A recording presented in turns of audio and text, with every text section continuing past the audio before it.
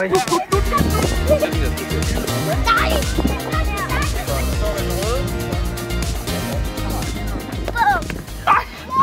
vi kører det her opstartsforløb sammen med DGI, hvor der er en træner, en virkelig uddannet træner og børnepædagog fra DGI, som kommer med alle mulige remedier og gode øvelser og en rigtig god indgang til forældreinddragelse, så man hurtigt får sat et rigtig stærkt forældrehold omkring overgang. Det har virkelig hjulpet os til at få en god start på de nye årgange med de mange børn.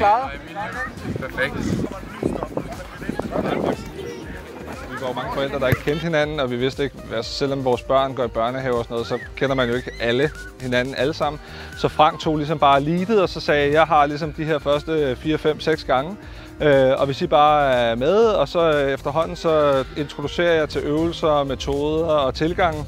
Og det gav sådan en super fed tryghed for os, som er nye frivillige trænere, til at både have nogle impulser og have nogle forståelser for, hvad der er okay, hvad er forventningen, hvad skal man lægge vægt på og sådan noget, fordi man kan hurtigt have en tendens til at være lidt biased i, hvordan man selv opfatter sig, og så er man storebrødre eller småbrødre, der har nogle andre niveauer, ikke?